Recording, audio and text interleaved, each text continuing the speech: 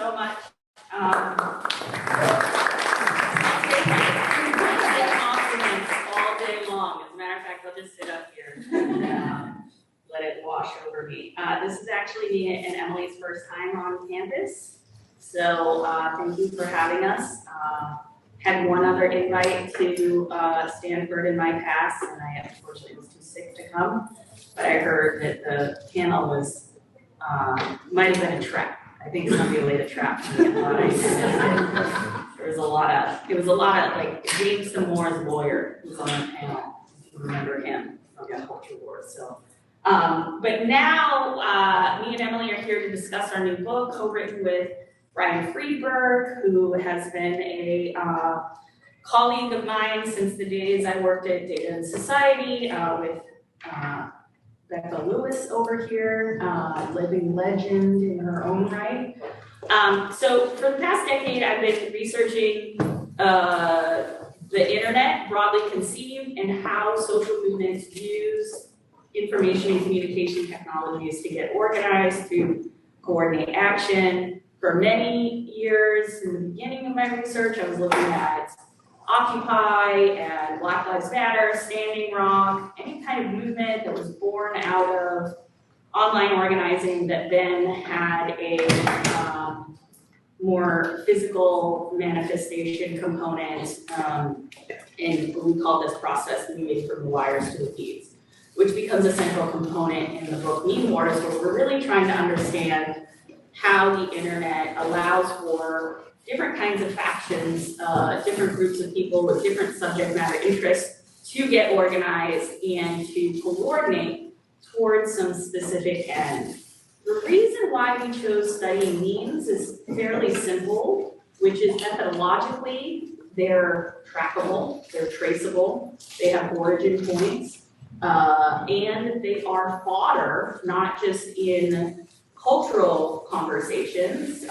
They're particularly important in what we might call the cultural wars. But also, over the last decade, memes have come to play a very important role in our political communication, for better and for worse. And so as we were trying to think about how do we imagine a world in which memes are part and parcel of our communication landscape, we decided to tell a history, a 10-year history from Occupy to the insurrection of the ways that the right and the far right have used the internet. I think this is one of the first comprehensive overviews of right-wing social movements online. And in that sense, this is the history that corporations don't want you to know. That's why we have the subtitle of our book is really long. I'll grab it to show you. But it's the untold story of the online battles upending democracy in America.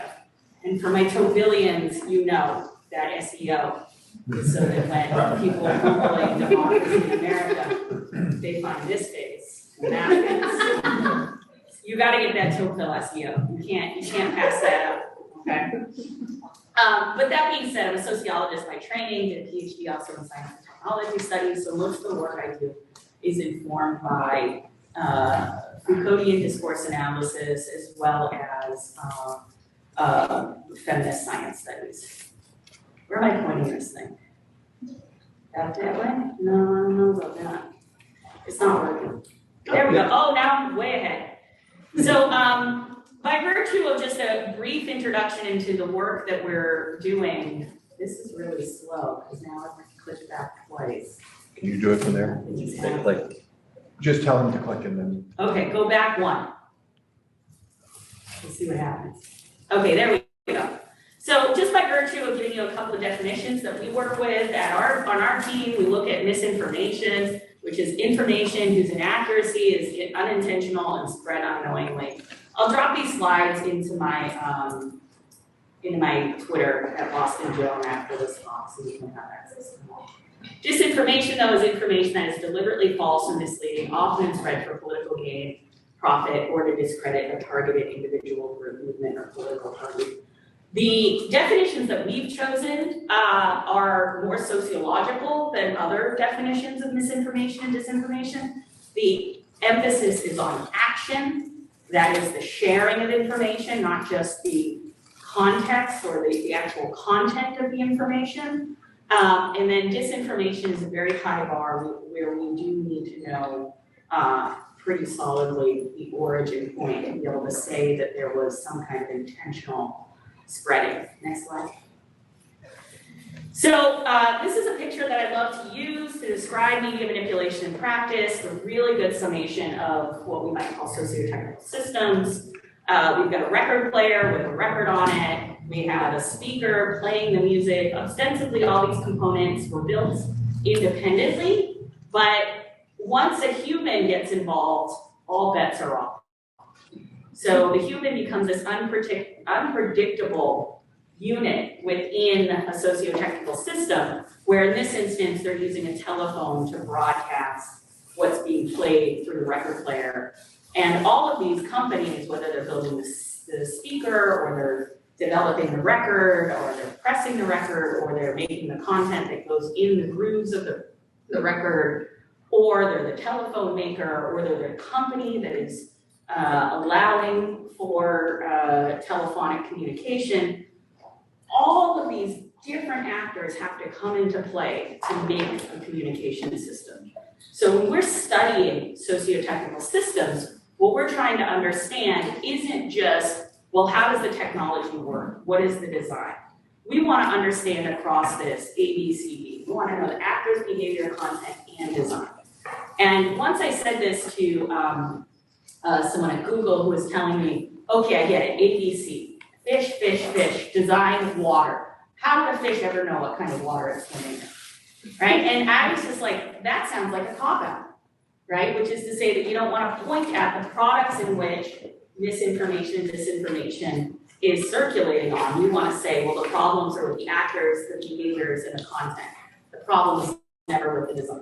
So I knew I had hit a nerve, and I thought to myself, let's go deeper. So next slide.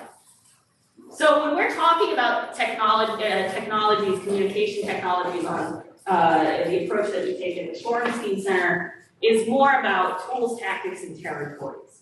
So if you're a product manager, you're making technology, you might think, okay, I'm making a tool.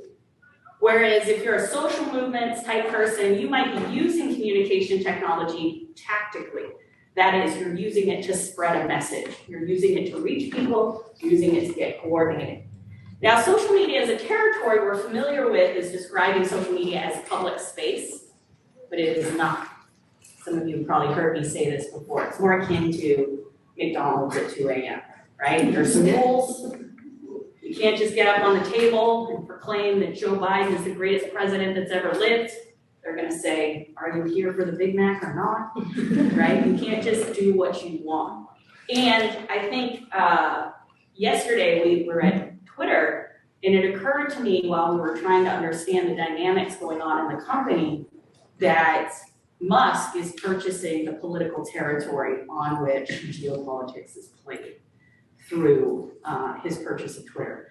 So it's rather passé for a global influencer to just run for office, right? Trump is really undershooting. He couldn't afford, $44 billion for Twitter, so he had to build his own social network. Him and Musk have this in common, which is that they understand that media is a political territory on which politics is played out.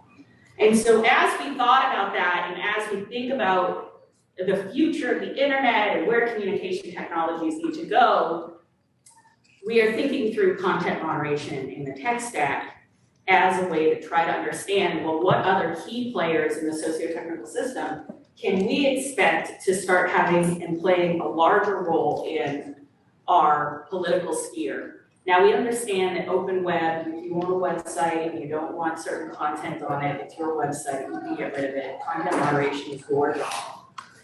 Platform search engine apps, we've all accepted that content moderation should happen on platforms. Search engines, not as much, but it's still a place where they do refuse to index certain kinds of sites. Apps become places for communities, quote unquote. And as a result, we see a lot of content moderation through apps, but we are still out in terms of policy on if we should do content moderation in the cloud, if we should do content moderation on content delivery networks, if domain registrars have a responsibility for in-content moderation. Of course, after the Unite the Right rally, we saw Google and others refuse to service Dirty Stormer, which is a neo-Nazi website. We see internet service providers starting to wonder about content. And if we go back to the days, some of us are old enough to remember Napster, the way in which internet service providers were surveilling teenagers sharing MP3s is an early example of how internet service providers might get involved in content moderation. And then lastly, the government telecom infrastructures basically can turn on and off the internet, but not much else. So that's why we see internet blackouts happen in different authoritarian places. But my first internet blackout story came from, they shut down the Wi-Fi on the BART because organizers in 2010 were using the Wi-Fi to get coordinated and pop up in different places in downtown San Francisco. And so they just shut off the Wi-Fi to try to get people to stop protesting. And of course, it turned into a bigger protest because that kind of effect is something that we see often. So next slide. So in the book, we document what we call meme wars, but it's really just the use of slogans, images, and video on social media in persuasive political campaigns. It's not that big of a deal. But meme wars tend to have these characteristics of having this horseshoe effect, where if you can outrage one side of an issue and you can mobilize the pro side of an issue, you get these very interesting patterns of attack between these two polarities. And we've seen that become the way in which the culture wars have really played out over the last decade online. And it's moved from, in our book we describe it as moving from much more bottom-up communication and so organizational people coming together into this hybrid warfare model where we don't always know who the citizens are and who the combatants are. So this might be, sometimes it's called fourth generation warfare. And we see this play out in a bunch of different realms, especially when there is some kind of broad geopolitical issue. You'll see a diaspora jump in, particularly right after Russia invaded Ukraine. We saw a huge, probably underestimated Ukrainian diaspora jump in to create messaging and circulate information about what was going on there in a way that appeared chaotic, but then eventually started to solidify around key phrases and slogans and content. Next slide. So our book really charts these meme wars around what is happening, and memes tend to have these four key characteristics. They tend to be authorless, they have in-groups and out-groups, they tend to be sticky, and they promote participation. And sticky is also something that is used in advertising parlance, but advertising is an outgrowth of mimetic communication. Advertising is a kind of monetization of memes, especially if we look at what kind of jingles are synonymous with certain corporations, like Just Do It or I'm Loving It, tend to also have the same resonance as Build the Wall or Lock Her Up. Next slide. So by way of introduction to the most important internet meme you're going to learn about today, Pepe, let me have you click to the first slide. So this is the original meme that really starts off a broad war for the fate of essentially Republican politics. And it starts with a peeing frog. Okay, and the bar is over the frog's butt, not in the comic, but because I had to present this in front of Ash Carter, former Secretary of Defense, so couldn't have him seeing frog butts. So Frogman, Pepe is going pee, and this Dogman shows up. Next slide. And he says, whoops, and then later that day, Dogman says, hey Pepe, I heard you pull your pants down all the way to go pee. And this is the iconic piece of the image. Pepe simply says, "Feels good, man." And this, of course, men understand, women think it's like, we don't get the meme because we don't pull our pants all the way down to go pee. And apparently neither do men. So it's funny because of the air on the butt cheeks, I guess, is it does feel good, man. I don't know, try it. Not through university email though. Anyway, next slide. So feels good, man becomes this iconic meme. It's used in social movements, it's used across the globe, but it also gets taken up by the far right. Next slide. And he gets remixed. So there are all these rare Pepes, Pepe as Hitler. And then next slide. And then in the 2016 election, Pepe comes up again as a avatar for Trump. Next slide. So we're familiar with meme magic coming out of Occupy Wall Street, we are the 99%, all of this kind of mobilizing rhetoric about hashtags. That's nothing new, but by 2016, next slide, we start to see political campaigns utilizing memes. Next slide. So this is Bernie appealing to punks. Next slide. This is Bernie appealing to, other Twitters, but it's all very much campaign communication. It's not really that mimetic. It's not really that sticky. Next slide. Next slide. But then you have Trump communicating through his Twitter account a set of dog whistles and different kinds of messaging. By then, what we call the alt-right in 2016 were using these images and showcasing Trump, and Trump was showcasing himself as the included. Next slide. And then he also was sending out memes that came directly from neo-Nazi message boards like Stormfront. He tried to claim this was a 6-pointed sheriff star. It's obviously an anti-Jewish meme, and it's implying that Hillary Clinton was bought off. Next slide. Next slide. And then we have Hillary, who's a meme in and of herself. But this is essentially postcard canvassing, right? There's nothing sticky about "I'm with her," the image of the forward arrow in the H. There's nothing really memorable about this. Next slide. But this is disinformation. So I showed this to you earlier. This is my friend Aaron that I went to undergrad with. This is a picture from his Flickr, his wedding Flickr that was repurposed to be part of this Draft My Wife campaign. So in 2016, this disinformation campaign flew completely under the radar of content moderators, was pushed by right-wing provocateurs and pundits, and circulated widely on social media, but not so wide that we couldn't go back and track it and get a good sense of why it wasn't mitigated. Next slide. Next slide. Yeah, and so it was part of a meme package, so there were a bunch of different versions of Draft Our Daughters or Draft My Wife. He died for his country, now it's her turn. And these things were mostly being shared by the people who were trying to plant them, although journalists in some respects did pick up the story, but it wasn't as successful as some other kinds of mimetic warfare campaigns we've seen. Next slide. This one's interesting because it says, "My wife's son asked me when mommy was coming home. I told him when she's done meeting Russia." Just, we're still trying to figure out where all the Russia information was coming from in 2016, and I don't know if we'll ever find out where all the bodies are buried. But this one was an interesting set of memes nonetheless. Next slide. So what did it all mean? It basically meant that Hillary Clinton was dragged into the meme wars, and then of her own design also started talking about the alt-right, which was never that popular until she uttered their name. She used the term basket of deplorables, which became a very mobilizing meme for the right.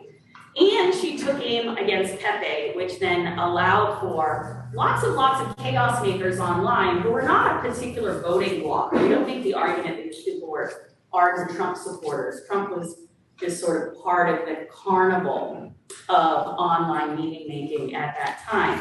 But because she had summoned the depths of the internet backwater, she was unable to run any kind of messaging online that wasn't counter-attacked in 2016. And so when we're thinking about the meme wars and where they're going, I'm gonna hand it over to Emily right now to talk about Alex Jones and where he started in Occupy, and then where he's ended up as we've tracked him over the last decade, as a way to show that meme wars don't always work out the way you want them to.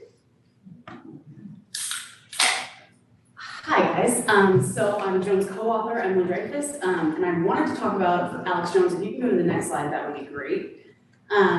Because he's in the news today, and I'm a journalist, so I'm always looking for a news hook. But, so what I didn't know about Alex Jones is that he was actually at Occupy.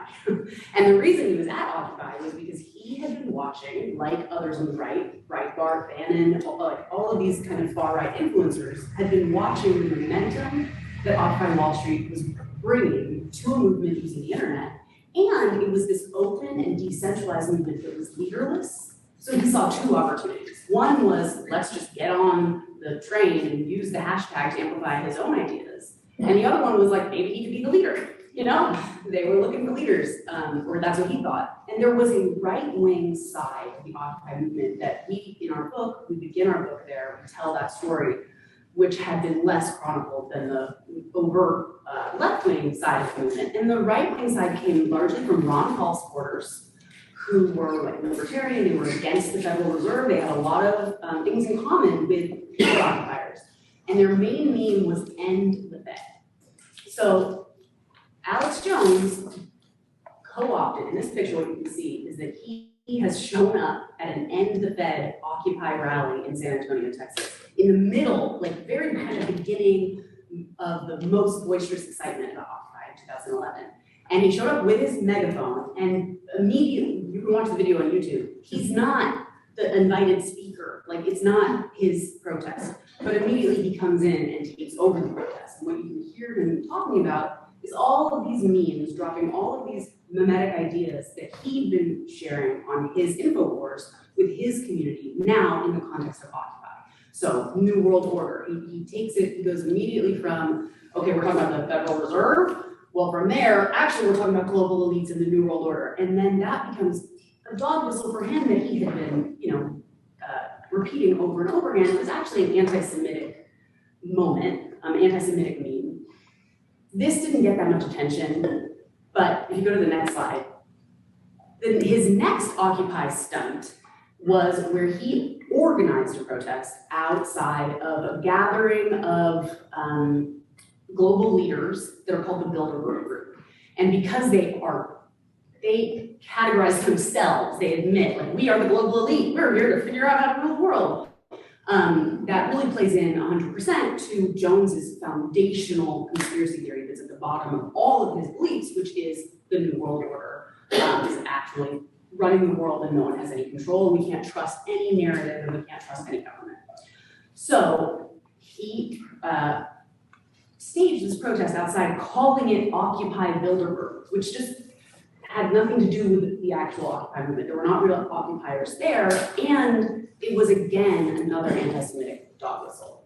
Bilderberg is a phrase used, and a hashtag used to be anti-Semitic without putting blatantly racist comments online, which would get mitigated by the platforms.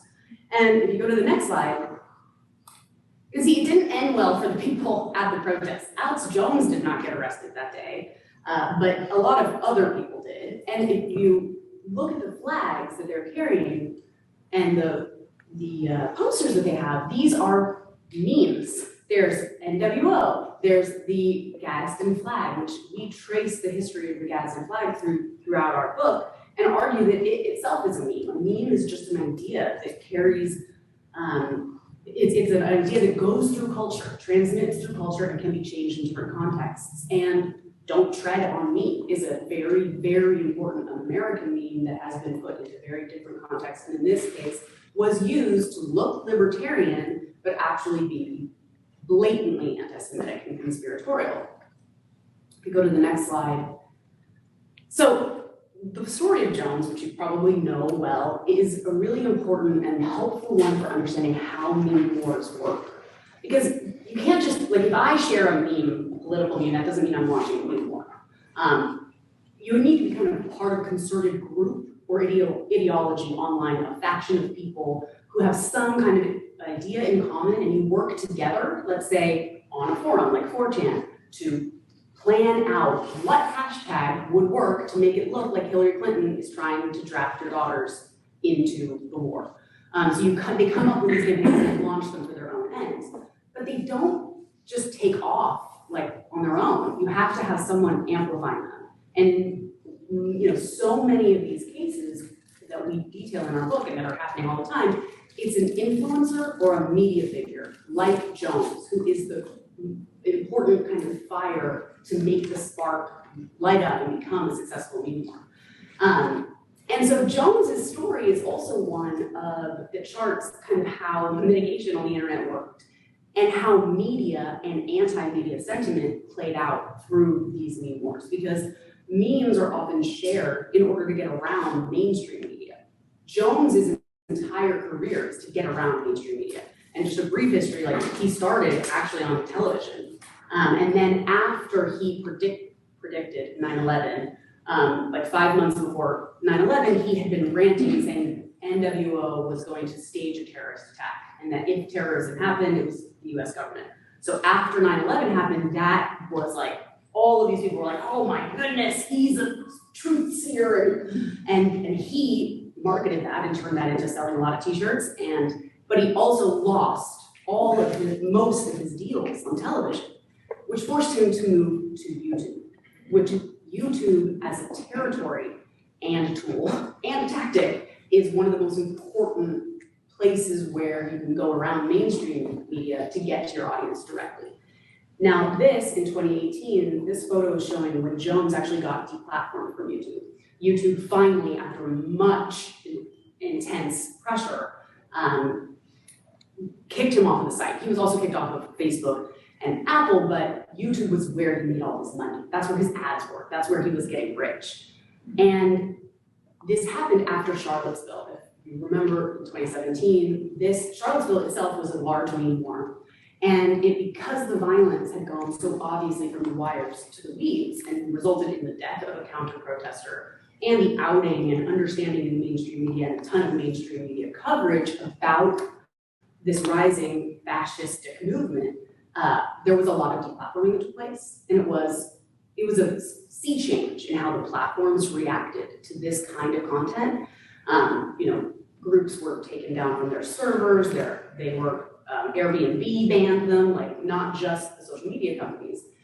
So after that, it paved the way for Jones to get deplatformed. But what we see throughout the rest of the book and what Trump is showing us with his Truth Social is actually deplatforming itself has limitations. It's extremely important. You can see from the way that when Trump was taken off of Twitter, it had a direct and immediate impact on his ability to change the discourse, but it didn't completely mitigate it. What Jones did was go and create his own site and monetize his own site, where he sells lots of nootropic pills that he calls the red pill and contain who knows what. And he sells t-shirts and hats and all of those things, which, if you think back at it, when Joan was talking about sticky memes and advertising is coming out of mimetic culture, and advertising is trying to just sell you an idea, like at the base of all of this stuff is a money machine. It's the desire to make money, and Jones is in the news this week because his money is going to be taken from him. Let's see the next slide. So he rode that wave, Occupy momentum, then he rode building up his fan base as an influencer on YouTube when he lost his ability to be part of the mainstream media. Then when he lost his ability to even be on the mainstream social media, he created his own site. So he kept going more and more into the fringe territorially, but his impact kept getting bigger and bigger. And that was accompanied, and partially in part because of people like me in the media who covered him and amplified him. Not that we had an option really not to cover him was newsworthy, but we had a role to play. And he became a really important kingmaker. He had Trump on his show, and he was what he had wanted to be, a leader of this insurgent far-right movement, so much so that he brought his Infowars posts to the Capitol insurrection. But what happened at the Capitol insurrection really foretold where he is now and what can happen, which is that at first, you can see these videos, they're on, not on necessarily on YouTube, but they're all over, Bumble, BitChute. At first, it's like, come on guys, like, let's go, we're the Infowars team, we're gonna go to the Capitol. And then when he sees that the windows are breaking and violence is happening, which he definitely foresaw happening, but in that moment, you can kind of see on camera as he realizes like, oh my God, this is going to get me in a lot of trouble. And this is going to get all of these people in a lot of trouble, and we might all get really hurt. And so he starts saying like, hey guys, stop, let's go talk over, let's get to the other side of the building where Trump is, like, let's not do this. And it's this really like kind of pathetic moment because no one is listening to him at all. Like he is chanting into this megaphone saying, get out of here, and no one's paying any attention. And that is what, so our book ends at the insurrection, and it takes you through how many of the factions of people who came that day, they didn't all necessarily have anything in common other than anti-establishmentarianism, hatred of the media, and other things that our book traces the origins of. And many of them, at the end of their meme wars, even if their memes went viral, or they even resulted in some kind of violence like the insurrection, personally, for the people who fought them, who were the meme warriors, who were doing the disinformation, who were doing the instigation, it was a disaster. They are, arrested, deplatformed, or in Jones's case, forced to pay $1 billion to the people who he had deeply, deeply hurt. And we'll see what kind of implication that has for moderation of the internet going forward. Back to Joan. Next slide. So yeah, we just had to clip this because it was like $1 billion, right? Like $1 billion, your free speech cost you $1 billion? We'll see what happens. He was fundraising synonymously with broadcasting the verdict, and the whole time you could see he was trying to figure out how he was gonna pay and claim he was not gonna pay at the same time. And then he said, go on my website and buy this toothpaste. Next slide, next slide, next slide. Next slide. I'm gonna skip some stuff. Okay, next slide. Okay.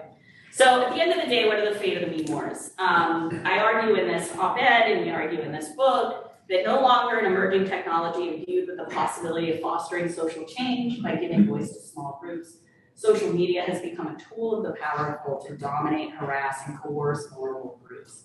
If we do not acknowledge this shift, the freest speech will benefit only those who are already powerful. And I think that this is a really important point, especially to make at Stanford, the Harvard of the West. I get it out on the East. I'm like, oh yeah, the Stanford of the East. Okay. I had to take one dig. I had to take my shot, right? We gotta shoot our shot once in a while, right?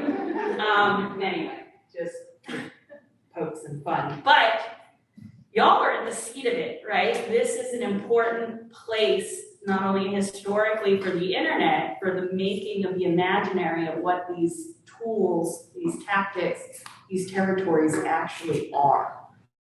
There is a reason why Musk is buying Twitter. It's not because he's crazy. It's not because there's no value in it. It's not because he can't monetize it. I think social media is going to turn into banks. I studied the history of the post office, studied the history of Wells Fargo. You move information on those same rails, you can move money. So I wouldn't be surprised if Twitter turns into some kind of global banking complex, especially if they can develop some kind of believable value in some kind of token. And so in that sense, Musk is the most anti-establishment, figure of them all. And it doesn't surprise me that it comes out in his anti-media attitudes and in his playing of these information technologies against states. If the internet is to undo institutions, it's going to do it through actors' behavior, content, design. And so our job as researchers is to stand up and to stand in our place and say, we tell the truth. You do PR, right? These corporations do PR. We should never believe them. We shouldn't believe their data. We shouldn't believe their talking points. We should start from the basis that our job is the truth. And if we start from that basis, if we collect our own data, if we keep our eyes on the digital harms caused by this industry that kind of feels like the early airplane industry, where, you know, people, you could be rich and build a plane and crash it, nobody cared, right? Like, you die. But the minute you try to put customers on that plane, we need airports. We need all kinds of infrastructure for building guardrails. Your car has seatbelts, not because the seatbelts make the car go, but because the seatbelts are a moral choice that the designers of cars then had to put into practice and then put into policy. So we have to come up with evidence-based policy that's going to be about the responsible scaling of these information and communication technologies, lest these billionaires come to rule the world. And we can hope that they're benevolent and nice and kind. But, you know, things are changing. And the same people that are going to be in charge of our geopolitical future are the same people, in some instances like Musk, that are putting out transphobic memes and are letting people know who is an appropriate person and who is an inappropriate person, who has the right to life and who doesn't, and who has the right to communication and who doesn't. My most provocative idea, and I'll close with this so that we can get to Q&A, is that we should just ban all politicians from social media. Just like, you get elected into office, too bad, you get, like, you know, you get to run your own webcoms. Stop, you know, messing around on these platforms. But I do believe that the way in which our geopolitics are going to play out, and that's exactly what we talk about in the book, is that the more and more things move into digitized communication, the closer we're going to be to the loss of the local. We're going to have to rescue what I call talk online, which is timely, accurate local knowledge. We're going to have to fight for that, because on the internet, nothing is local, everything is international, every link can go anywhere, anytime.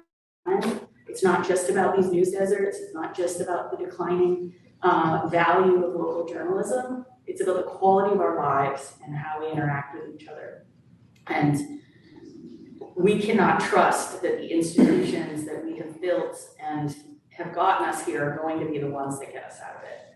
So I'm hoping that Stanford will join us in the fight to create independent research on social media and about technology's effect on society, and also provocatively engage in a conversation about antitrust and responsible scaling of information and communication technologies. But I know Nate's up for the challenge. You bet. Of course. All right, thank you.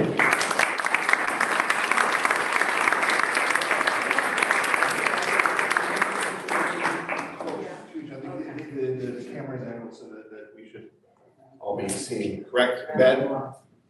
Yeah, that's good. Well, wonderful, thank you. I want to open up the questions in the room, but let me just start with one question. I just want to, this is more of an informational kind of question. Because the talk in the book talk a lot about, say, the right-wing conspiracies, and I want to focus on memes in particular, because I think that's really a way you're pushing the conversation forward here, is to think about how what is it about memes that are conducive to this kind of rapidly propagating conspiracy theories. So literally just, when I think of memes, I think of, like, the Drake meme, or or like looking back, the guy looking back and people put different things there, he looks back at another woman, or the push the button meme, right? Yeah. Guy sweating. And so because one thing I'm sort of wondering is, whenever I give a talk on internet stuff, some crank in the audience is always going to say, well, like, what you think is new is actually old. This has been here forever, right? But I think but memes, I mean, as you point out, some of these things could have been on handbills, but you've got, I think, a theory about the recording in progress.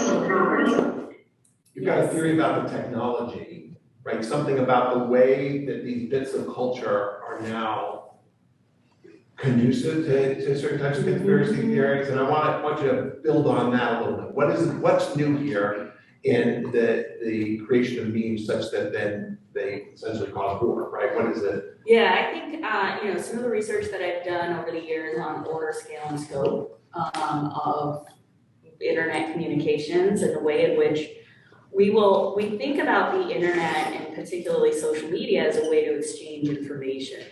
But if you study social movements' use of the internet, it's so much more robust than that. There's, sociological theory about resource mobilization, right? How do you end up putting out a call online saying, we're having an Occupy protest, we need food, and 50 pizzas show up, right? And so over the years, you've seen the internet become this fundraising space, this coordinated space for crowd action. The way it changes our politics, take someone like MTG, for instance, who becomes nationally known, Marjorie Taylor Greene becomes nationally known, mostly through her posting about QAnon. And that audience of QAnon sees themselves reflected in her, sees that she's doing something that they want to support. And so she becomes a media figure before she even becomes elected, essentially. And we've seen this start to play out in other countries where people will be engaging online with memes, with this kind of short and provocative communication style. But what they're really tapping into are mimetic communities. They're really tapping into these factions. Even if you look at someone like Zelensky, for instance, he didn't engage with the mainstream press to get elected. He engaged with social media. And so the technologies that do well to support these very fringe communities put you in direct connection with leaders that need support from communities. And so I hate to make it this simple, but it is that simple in the sense that the audience is now telling the political figure what it is that it should be doing. And it's not being mediated through the mainstream media anymore. The mainstream media aren't picking the winners and losers anymore.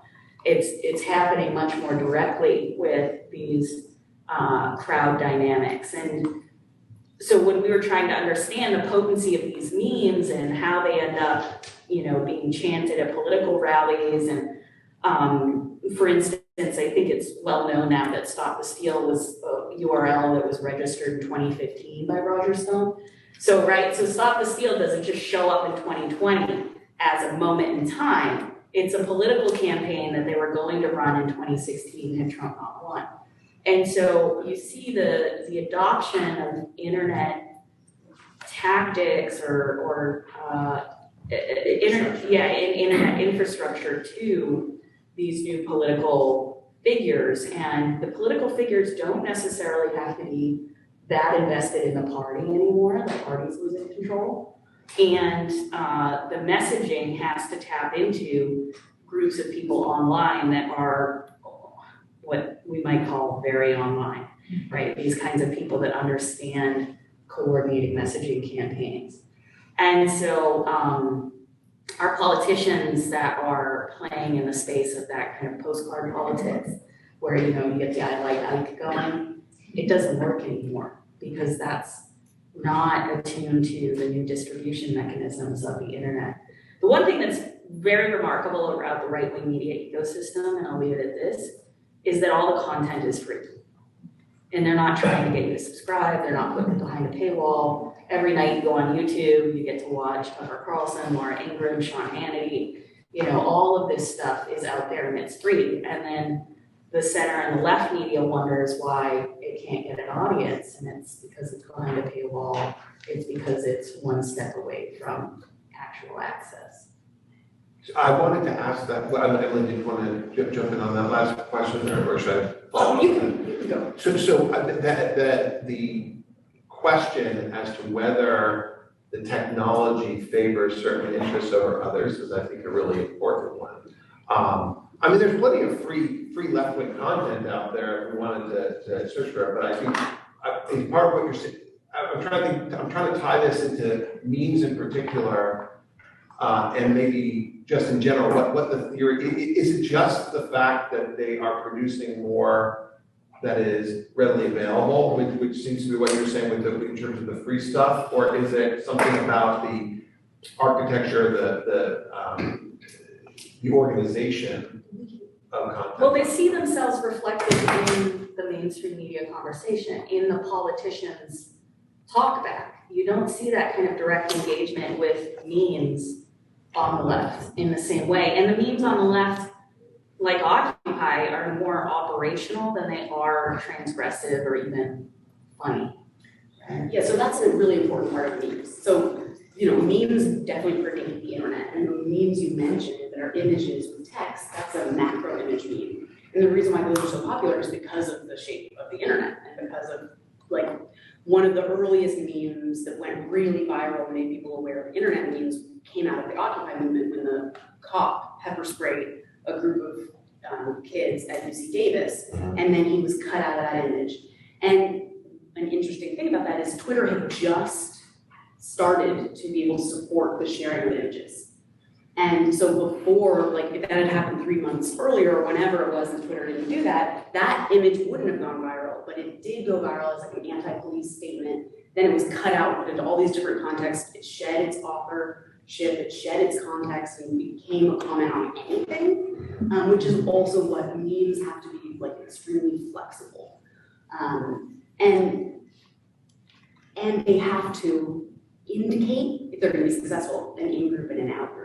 So they speak to these different factions online, and then the thing that they also do is they get around all the gatekeepers, and the internet makes that so much easier. So and memes that predated the internet, if you were going to make these kind of sticky slogans stick, you needed a top-down person, you needed someone making I like Ike posters. If you're gonna make don't tread on me, you needed Benjamin Franklin making a woodblock and putting it into his newspaper. But then internet enables anonymous people on 4chan to Photoshop something and share it, and it's everywhere, and then able to be retweeted by, as Joan was saying, the most powerful people in the world who are playing real politics on the exact same terrain.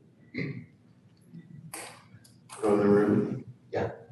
Hi, thank you so much for this. I was wondering if you could elaborate a little more on your vision of Twitter and other platforms turning into banking systems. Yeah, I've been thinking a lot about this. Lana Schwartz is a scholar at University of Virginia that writes about sort of the future of money and the many paths of money. And Bill Maurer at UCI as well writes about digital cash and where it's going. And if you think about where even you go back to the philosophy of Diogenes and others, defacing the currency, if you really want to attack the state, you make their money useless. And so anti-authoritarians are drawn into things like Bitcoin and other kinds of money politics, because what it undoes is the state. It makes the state have no value. The state then only has recourse. If the state doesn't control the money, then it only has recourse to violence, really, as a coercive mechanism. And states have to yield to money in some regards.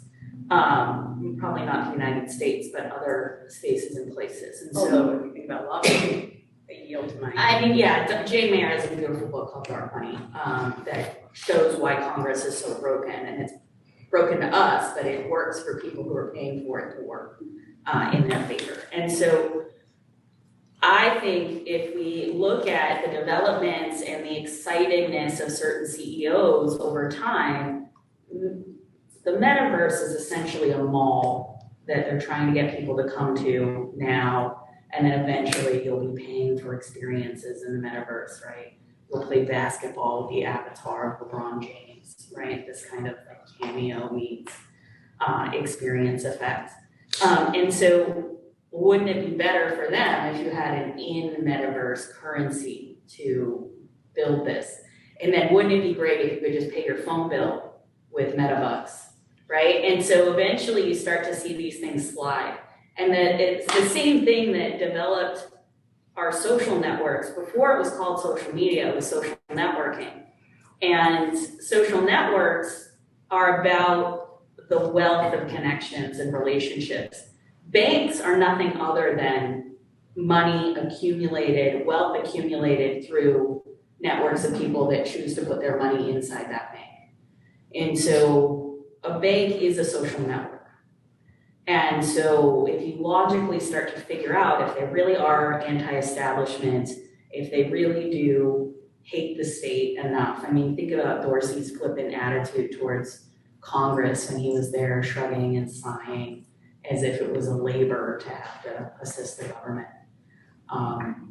I do the shrugging and sighing as well, I should say, and it is a labor. But we do it because we ultimately want to be faithful to one another as human beings in this world. And so the money thing, I think we have not seen its final form in any way, shape. But interestingly, there's a very large banking lobby that if they can't make Bitcoin work for them, they will destroy it. And so we are going to see this clash of the titans play out over the next decade or so. So first, thank you for that fantastic presentation. You did a great chronicling of how the problem has blossomed. I'd love to hear you talk more about policy suggestions you have or ways for independent actors such as yourselves can solve the problem going forward. That's what our publisher wants us to write as our next book, and we said it's going to take a minute because we're on a listening tour to see what other people's best ideas are in some ways, and we don't. Simple answer: we don't have a silver bullet. Joan is working on our team. We have a group of people who are working on how to build a pro-social internet.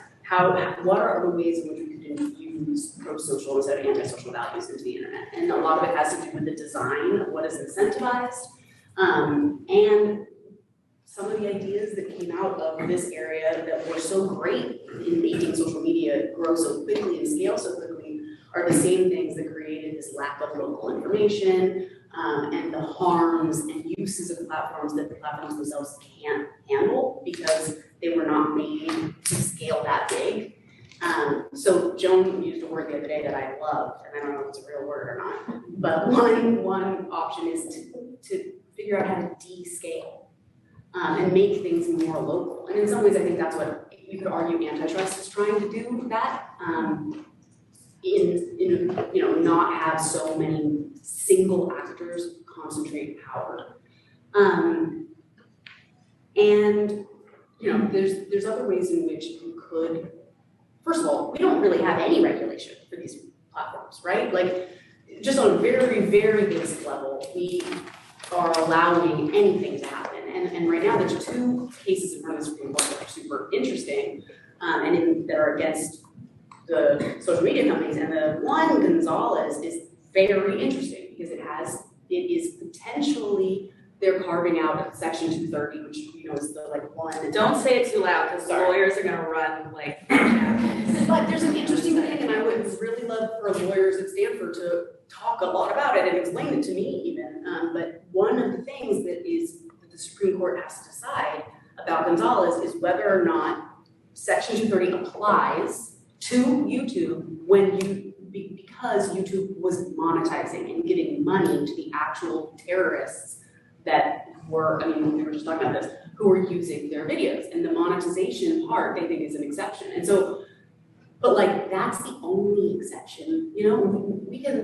There's so many kind of basic things that we can do, how we redefine things before we do what some of Joan's really big ideas, like hire all of the librarians to actively curate the internet. I would love a search engine curated by librarians. I think that would be a beautiful, beautiful thing. But I think to your point as well, we're talking a lot in our research group and with our work with Latam Sweeney about building a public interest internet. I have scoured the Haugen leaks and we're going to be publishing them hopefully on November 8th so that researchers and journalists internationally can get a look at them, and we built a whole platform at Facebook Archive, fbarchive.org, which someone did try to DDoS when we initially registered. I was like, who knows about this domain, and then there's nothing on it. But nevertheless, we are going to be putting out more information, trying to figure out how do we know what they know and how do we build something that is in the public interest, even if it just means that social media companies have a place for timely, accurate local knowledge to flow through. You can even repurpose advertising algorithms to do more local dissemination of content.